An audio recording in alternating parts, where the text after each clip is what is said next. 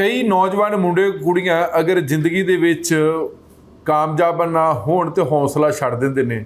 ਜੇ 10ਵੀਂ 'ਚੋਂ ਫੇਲ ਹੋ ਜਾਣ ਤਦ ਵੀ ਹੌਸਲਾ ਛੱਡ ਦਿੰਦੇ ਨੇ। ਗ੍ਰੈਜੂਏਸ਼ਨ 'ਚ ਵੀ ਫੇਲ ਜਾਂ ਕੋਈ ਨੌਕਰੀ ਨਾ ਮਿਲੇ ਤੇ ਹੌਸਲਾ ਛੱਡ ਦਿੰਦੇ ਨੇ। ਲੇਕਿਨ ਹੌਸਲਾ ਛੱਡਣਾ ਨਹੀਂ ਚਾਹੀਦਾ। ਹੌਸਲਿਆਂ ਨੂੰ ਆਪਣੀ ਸਫਲਤਾ ਦੇ ਵਿੱਚ ਤਬਦੀਲ ਕਰਨਾ ਚਾਹੀਦਾ ਹੈਗਾ। ਨਿਰਾਸ਼ ਨਹੀਂ ਹੋਣਾ ਚਾਹੀਦਾ। ਤੇ ਅੱਜ ਅਸੀਂ 4 ਉਹਨਾਂ ਨੌਜਵਾਨਾਂ ਦੀਆਂ ਕਹਾਣੀਆਂ ਬਾਰੇ ਤੁਹਾਨੂੰ ਜਾਣਕਾਰੀ ਦੇਵਾਂਗੇ ਜਿਨ੍ਹਾਂ ਦੀ ਵੀ ਜਿਹੜੀ ਜ਼ਿੰਦਗੀ ਅਜਿਹੀ ਹੀ, ਕੋਈ 10ਵੀਂ 'ਚੋਂ ਫੇਲ ਹੋ ਚੁੱਕਿਆ ਸੀ, ਕਿਸੇ ਦੇ ਪਿਤਾ ਦੀ ਮੌਤ ਹੋ ਚੁੱਕੀ ਸੀ, ਬਚਪਨ 'ਚ ਉਹ ਕਿਵੇਂ ਪੜ੍ਹਿਆ ਹੈਗਾ। ਤੇ ਇੱਕ ਹੌਲਦਾਰ ਜਾਂ ਸਿਪਾਹੀ ਹੀ ਦਿੱਲੀ ਪੁਲਿਸ ਦੇ ਵਿੱਚ, ਉਹਨੇ ਹੌਸਲਾ ਨਹੀਂ ਛੱਡਿਆ। ਤੇ ਇਹ 4 ਜਿਹੜੇ ਨੌਜਵਾਨਾਂ ਦੀ ਕਹਾਣੀ ਆ, ਇੱਕ ਕ੍ਰਿਕਟਰ ਅੱਛਾ ਸੀ, ਰਣਜੀ ਖੇਡਣਾ ਚਾਹੁੰਦਾ ਸੀ ਸਟੇਟ ਵੱਲੋਂ, ਲੇਕਿਨ ਉੱਥੇ ਪੋਲਿਟਿਕਸ ਹੋਈ। ਪੋਲਿਟਿਕਸ ਕਰਕੇ ਉਹਨੂੰ ਰਣਜੀ 'ਚ ਜਗ੍ਹਾ ਨਹੀਂ ਮਿਲੀ, ਲੇਕਿਨ ਫਿਰ ਵੀ ਉਹਨੇ ਪਰਵਾਹ ਨਹੀਂ ਕੀਤੀ। ਤੇ ਇਹ 4 ਜਿਹੜੇ ਨੌਜਵਾਨ ਨੇ ਦੇਸ਼ ਦੇ ਇੱਕ ਐਗਜ਼ਾਮਪਲ ਬਣ ਚੁੱਕੇ ਨੇ, ਉਦਾਹਰਨ ਬਣ ਚੁੱਕੇ ਨੇ ਕਿ ਕੋਈ 10ਵੀਂ ਫੇਲ ਹੋ ਗਿਆ, ਪੜ੍ਹਾਈ ਨਹੀਂ ਛੱਡਤੀ, ਫਿਰ ਪੜ੍ਹਨਾ ਸ਼ੁਰੂ ਕੀਤਾ। ਇੱਕ ਦੇ ਪਿਤਾ ਦੀ ਮੌਤ ਹੋ ਗਈ, ਉਹਨੇ ਜ਼ਿੰਦਗੀ 'ਚ ਹਾਰ ਨਹੀਂ ਕਬੂਲ ਕੀਤੀ। ਤੇ 4 ਨੌਜਵਾਨ ਹੁਣ IAS ਆਫਿਸਰ ਸਿਲੈਕਟ ਹੋ ਗਏ ਨੇ। ਜਿਹੜਾ UPSC union public service commission ਵੱਲੋਂ IAS IPS ਅਫਸਰਾਂ ਦੇ ਰਿਜ਼ਲਟ ਕੱਢੇ ਗਏ ਨੇ, ਜਿਹਨੂੰ ਆਪਾਂ ਯੂਨੀਅਨ ਪਬਲਿਕ ਸਰਵਿਸ ਕਮਿਸ਼ਨ ਕਹਿੰਦੇ। ਟੌਪ ਵਾਲੇ IAS ਬਣ ਜਾਂਦੇ ਨੇ, ਫਿਰ IPS ਬਣ ਜਾਂਦੇ ਨੇ, ਫਿਰ IFS ਇੰਡੀਅਨ ਫੋਰਨ ਸਰਵਿਸ, ਉਸ ਤੋਂ ਬਾਅਦ IIAS, 27 ਤਰ੍ਹਾਂ ਦੀਆਂ ਬਾਅਦ 'ਚ ਪੋਸਟਾਂ ਆ ਜਾਂਦੀਆਂ ਨੇ। ਲੇਕਿਨ UPSC ਪਾਸ ਕਰਨਾ ਕੋਈ ਖਾਲਾ ਜੀ ਦਾ ਬਾੜਾ ਨਹੀਂ ਹੁੰਦਾ। 10 ਤੋਂ 12 ਲੱਖ ਦੇਸ਼ ਦੇ ਮੁੰਡੇ ਕੁੜੀਆਂ ਟੈਸਟ ਦਿੰਦੇ ਨੇ ਪ੍ਰੀਲਿਮਿਨਰੀ, ਫਿਰ ਜਿਹੜੇ ਪ੍ਰੀਲਿਮਿਨਰੀ ਪਾਸ ਕਰਦੇ ਮੇਨ 'ਚ ਆਉਂਦੇ ਨੇ, ਮੇਨ 'ਚ ਪਾਸ ਕਰਦੇ ਫਿਰ ਇੰਟਰਵਿਊ, ਤੇ ਤਿੰਨਾਂ ਦੇ ਨੰਬਰ ਜੋੜ ਕੇ ਫਿਰ ਉਹ ਸਿਲੈਕਟ ਹੋ ਜਾਂਦੇ ਨੇ, UPSC ਪਾਸ ਕਰ ਲੈਂਦੇ ਨੇ। ਤੇ ਜੇ ਇਸ ਹਿਸਾਬ ਦੇ ਨਾਲ ਨੰਬਰ ਹੈ, ਕੋਈ IAS ਬਣ ਜਾਂਦਾ, ਕੋਈ IPS ਬਣ ਜਾਂਦਾ, ਕੋਈ IFS ਬਣ ਜਾਂਦਾ, ਤੇ ਬਾਕੀ ਜਿਹੜੀਆਂ ਕੈਟਾਗਰੀ ਆ। ਹੁਣ ਸਵਾਲ ਜਿਹੜੇ 4 ਨੌਜਵਾਨਾਂ ਦੀਆਂ ਕਹਾਣੀਆਂ ਤੁਹਾਨੂੰ ਅਸੀਂ ਦੱਸਾਂਗੇ ਤੇ ਲਾਜ਼ਮੀ ਤੌਰ 'ਤੇ ਉਹ ਤੁਹਾਡੇ ਕੰਮ ਆਉਣਗੀਆਂ। ਉਸ ਤੋਂ ਬਾਅਦ ਤੁਸੀਂ ਆਪਣੀ ਜ਼ਿੰਦਗੀ ਦੇ ਵਿੱਚ ਹਾਰ ਨੂੰ ਕਬੂਲ ਨਹੀਂ ਕਰੋਗੇ। ਜਿੰਨਾ ਪੋਜ਼ਿਟਿਵ ਸੋਚੋਗੇ ਤੇ ਉਨੀ ਮਿਹਨਤ ਦਾ ਮੁੱਲ ਵੀ ਮੁੜਦਾ, ਮੰਜ਼ਿਲ ਨੂੰ ਵੀ ਤੁਸੀਂ ਪਾਰ ਕਰ ਲੈਂਦੇ ਹੋ। ਤੇ ਇਹ ਵੇਖੋ, ਇੱਕ ਦਿੱਲੀ ਪੁਲਿਸ ਦੇ ਵਿੱਚ ਸਿਪਾਹੀ ਹੀ, ਹਾਲਾਂਕਿ ਜੇ ਸਿਪਾਹੀ ਦੀ ਨੌਕਰੀ ਮਿਲ ਜਾਂਦੀ ਤਾਂ ਕਹਿੰਦੇ ਕੀ ਲੋੜ ਅੱਗੇ ਪੜ੍ਹਨ ਦੀ, ਪਰ ਉਸ ਦਾ ਜਜ਼ਬਾ ਹੀ, ਜੋਸ਼ ਹੀ, ਜਨੂਨ ਸੀ। ਉਹਨੇ ਨੌਕਰੀ ਦੇ ਨਾਲ ਪੜ੍ਹਾਈ ਵੀ ਕੀਤੀ ਆ ਤੇ UPSC ਕਲੀਅਰ ਕਰ ਚੁੱਕਾ। ਇੱਕ ਦੇ ਪਿਤਾ ਦੀ ਮੌਤ ਹੋ ਚੁੱਕੀ ਸੀ, ਪੜ੍ਹਨਾ ਛੱਡ ਦਿੱਤਾ, ਹੁਣ ਉਹ ਪੜ੍ਹਿਆ ਤੇ IAS ਬਣ ਗਿਆ। ਇੱਕ 10ਵੀਂ 'ਚੋਂ ਫੇਲ ਹੋ ਗਿਆ ਸੀ, ਪੜ੍ਹਾਈ ਛੱਡ ਦਿੱਤੀ, ਲੇਕਿਨ ਉਹਦੇ ਪਿਤਾ ਨੇ ਕਿਹਾ ਕਿ ਪੜ੍ਹਾਈ ਜ਼ਿੰਦਗੀ 'ਚ ਕੰਮ ਆਊਗੀ, ਪੜ੍ਹ। ਇੱਕ ਵਾਰ ਫੇਲ ਹੋ ਗਿਆ, ਕੋਈ ਗੱਲ ਨਹੀਂ, ਜ਼ਿੰਦਗੀ ਹਲੇ ਬਹੁਤ ਲੰਮੀ ਆ। ਪਿਤਾ ਦੀ ਗੱਲ ਮੰਨੀ ਹੈਗੀ, 10ਵੀਂ ਕੀਤੀ, ਫਿਰ 12ਵੀਂ, ਫਿਰ ਗ੍ਰੈਜੂਏਸ਼ਨ, ਫਿਰ UPSC ਕਲੀਅਰ ਕਰ ਚੁੱਕਾ। ਇੱਕ ਮੁੰਡਾ ਇੰਨਾ ਨਿਰਾਸ਼ ਹੋ ਗਿਆ, ਸਟੇਟ ਲੈਵਲ ਦਾ ਪਲੇਅਰ, ਉਹ ਆਪਣੇ ਸਟੇਟ ਵੱਲੋਂ ਰਣਜੀ ਟੀਮ 'ਚ ਸ਼ਾਮਲ ਹੋਣਾ ਚਾਹੁੰਦਾ ਸੀ, ਲੇਕਿਨ ਪੋਲਿਟਿਕਸ ਕਰਕੇ ਉਹਨੂੰ ਰਣਜੀ ਖਿਡਾਰੀ ਨਹੀਂ ਬਣ ਸਕਿਆ। ਲੇਕਿਨ ਉਹਨੇ ਗ੍ਰੈਜੂਏਸ਼ਨ ਕੀਤੀ ਹੀ, ਗੇਮ ਛੱਡ ਕੇ ਤਿਆਰੀ ਕੀਤੀ IAS ਦੀ, ਤੇ ਉਹ ਹੁਣ IAS ਬਣ ਚੁੱਕਾ। ਸਭ ਤੋਂ ਪਹਿਲਾਂ ਅਸੀਂ ਗੱਲ ਕਰਾਂਗੇ ਇਹਨਾਂ 4 ਨੌਜਵਾਨਾਂ ਦੀ ਜਿਹੜੇ ਕਹਾਣੀਆਂ, ਉਹਨਾਂ ਦੇ ਵਿੱਚ ਇਹ ਕਿ ਜਦੋਂ ਤੁਸੀਂ ਹੌਸਲਾ ਤੁਹਾਡੇ ਕੋਲ ਹੋਵੇ, ਜੋਸ਼ ਹੋਵੇ, ਜਜ਼ਬਾ ਹੋਵੇ, ਤੇ ਲਾਜ਼ਮੀ ਤੌਰ 'ਤੇ ਫਿਰ ਜਿਹੜੀਆਂ ਤੁਹਾਡੀਆਂ ਸੰਘਰਸ਼ ਦੇ ਨਾਲ ਭਰੀਆਂ ਕਹਾਣੀਆਂ ਦੂਜਿਆਂ ਵਾਸਤੇ ਇੱਕ ਸਰੋਤ ਬਣ ਜਾਂਦੀਆਂ, ਇੱਕ ਦੂਜਿਆਂ ਵਾਸਤੇ ਇੱਕ ਪ੍ਰੋਪਰਟੀ, ਜਾਇਦਾਦ ਬਣ ਜਾਂਦੀਆਂ ਹੈਗੀਆਂ। ਕੋਸ਼ਿਸ਼ਾਂ ਜਦੋਂ ਤੁਸੀਂ ਕਰਦੇ ਹੋ, ਚੰਗੀ ਸੋਚ ਨਾਲ, ਤੇ ਕਾਮਯਾਬੀ ਮਿਲਦੀ ਹੈਗੀ ਆ। ਤੇ ਕਦੇ ਵੀ ਜ਼ਿੰਦਗੀ 'ਚ ਘਬਰਾਉਣ ਦੀ ਕੋਈ ਜ਼ਰੂਰਤ ਨਹੀਂ ਹੋਣੀ ਚਾਹੀਦੀ ਹੈਗੀ।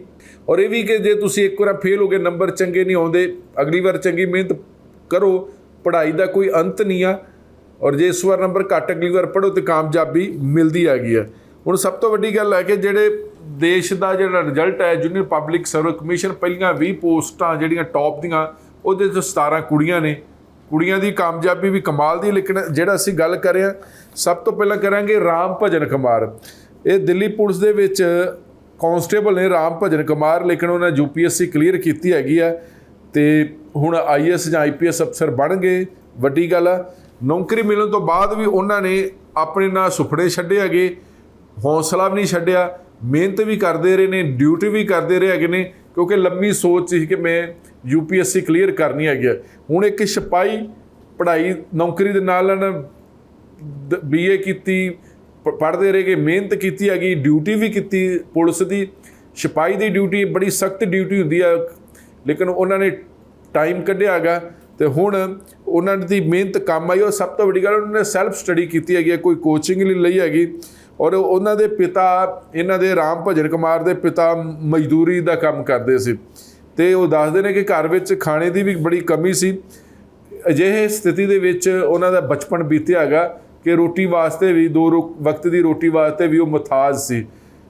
ਔਖੇ ਸੌਖੇ ਹੋ ਕੇ ਦਿੱਲੀ ਪੁਲਿਸ ਦੇ ਵਿੱਚ ਸਿਪਾਹੀ ਭਰਤੀ ਹੋ ਜਾਂਦੇ ਨੇ, ਨੌਕਰੀ ਕਰਦੇ ਰਹਿੰਦੇ ਹੈਗੇ ਨੇ। ਲੇਕਿਨ ਹੁਣ UPSC ਕਲੀਅਰ ਕਰ ਚੁੱਕੇ ਨੇ, 667ਵਾਂ ਰੈਂਕ ਆ। ਹੋ ਸਕਦਾ IPS IAS ਭਾਵੇਂ ਨਾ ਬਣਨ, ਲੇਕਿਨ ਜੇ ਰਿਜ਼ਰਵ ਕੈਟਾਗਰੀ ਉਹ ਲਾਜ਼ਮੀ ਤੌਰ 'ਤੇ ਬਣ ਜਾਣਗੇ।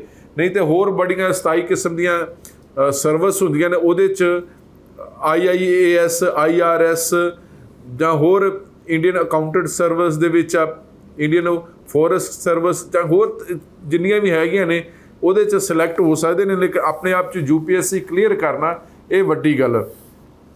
ਹੁਣ ਦੂਜੀ ਕਹਾਣੀ ਆ ਰਾਜਸਥਾਨ ਦੇ ਭੀਲਵਾੜਾ ਦੇ ਜ਼ਿਲ੍ਹੇ ਦੇ ਨੇ ਈਸ਼ਵਰ ਗੁਰਜਰ ਹੁਣੀ 2011 ਦੇ ਵਿੱਚ 10ਵੀਂ 'ਚੋਂ ਫੇਲ ਹੋ ਗਏ ਸੀ, ਪੜ੍ਹਨਾ ਛੱਡ ਦਿੱਤਾ ਹੈਗਾ। ਲੇਕਿਨ ਫਿਰ ਉਹਦੇ ਪਿਤਾ ਨੇ ਕਿਹਾ ਕਿ ਨਹੀਂ, ਪੜ੍ਹਾਈ ਨਹੀਂ ਛੱਡਣੀ। 10ਵੀਂ 'ਚੋਂ ਫੇਲ ਹੋਇਆ, ਜ਼ਿੰਦਗੀ ਬੜੀ ਪਈ ਆ, ਪੜ੍ਹਾਈ ਬੜੀ ਲਾਜ਼ਮੀ ਆ।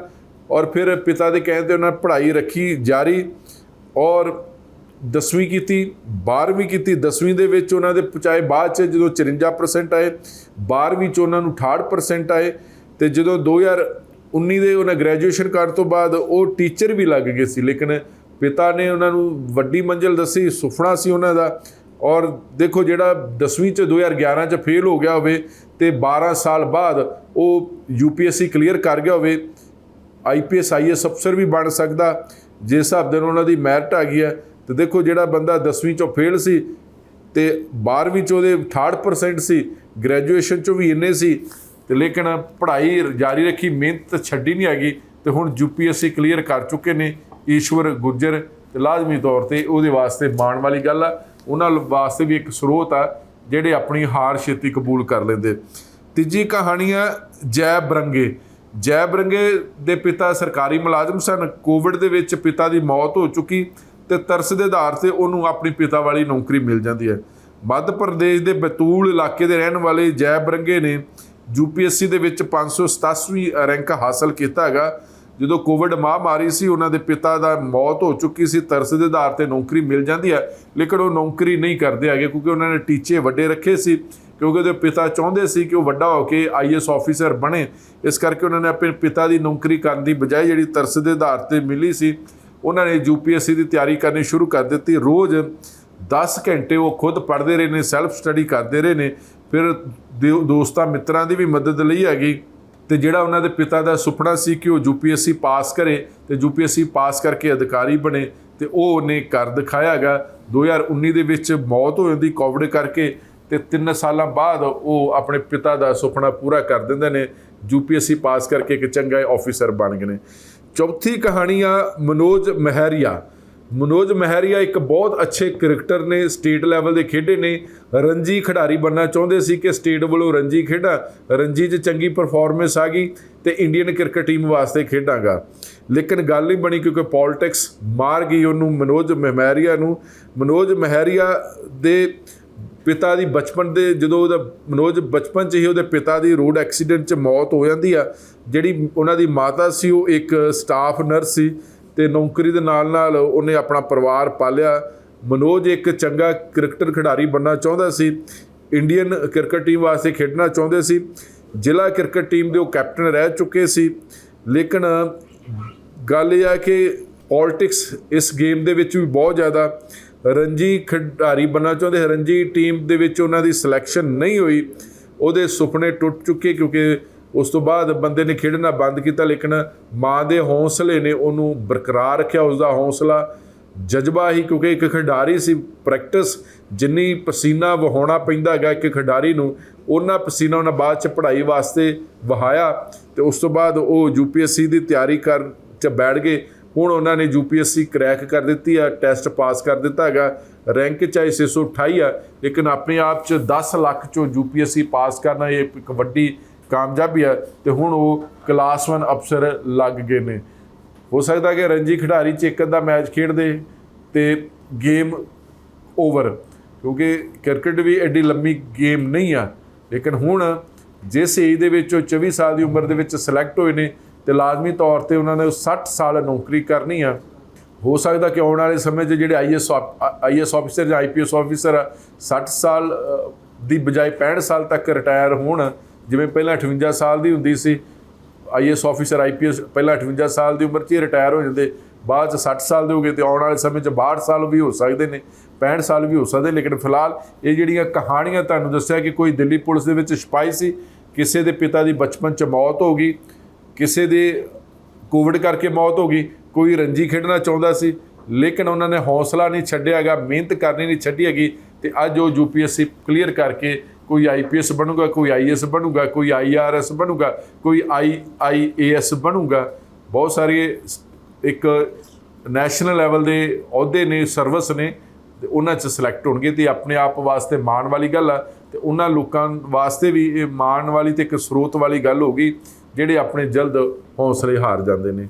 ਫਿਲਹਾਲ ਉਮੀਦ ਕਰਦੇ ਹਾਂ ਕਿ ਇਹ ਸਾਡੀ ਜਿਹੜੀ ਅਸੀਂ ਤੁਹਾਡੇ ਨਾਲ ਜਾਣਕਾਰੀ ਸਾਂਝੀ ਕੀਤੀ ਹੈ ਤੁਹਾਡੇ ਜ਼ਰੂਰ ਕੰਮ ਆਏਗੀ। ਤੁਸੀਂ ਇਸੇ ਤਰ੍ਹਾਂ ਦੇਖਦੇ ਰਹੋ ABC ਪੰਜਾਬ। ਤੁਹਾਡਾ ਬਹੁਤ ਬਹੁਤ ਸ਼ੁਕਰੀਆ।